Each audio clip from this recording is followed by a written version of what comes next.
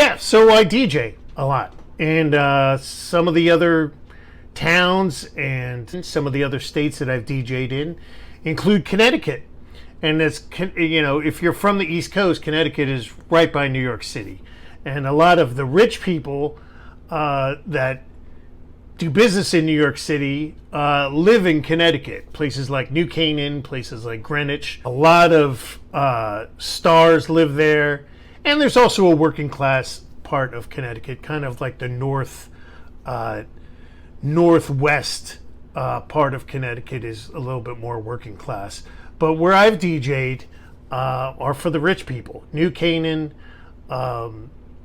Greenwich, Connecticut, Stamford, Connecticut, hotels there, lounges there, private mansion parties there.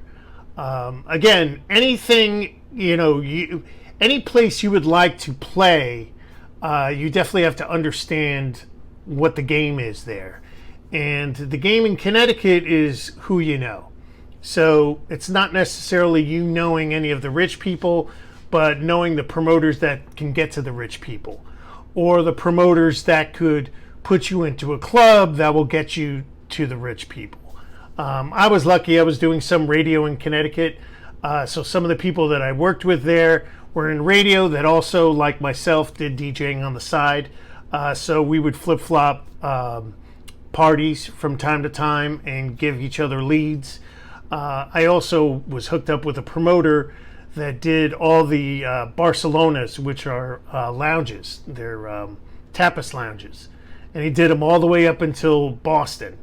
So I played a lot of those lounges and was able to get to some of this clientele that are just, they don't understand the concept of money.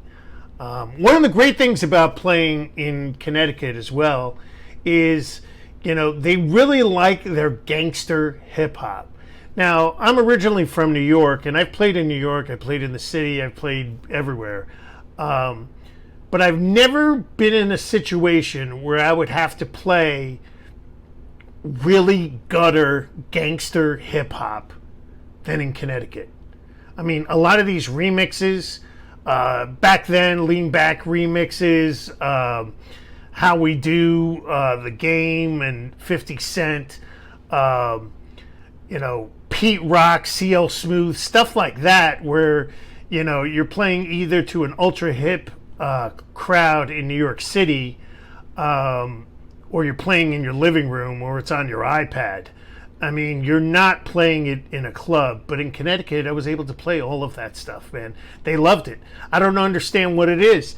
We figured it out. Me and a couple of other DJs figured out that it's just the whiff of danger for these people in Connecticut, especially the rich people who never been to the hood, never been to the ghetto. Everything is really segregated there. I think Bridgeport is like the only place where it's really rough street ghetto. Also, I believe parts of New Haven are like that as well, where it's just crazy gang related. But there are no white people there.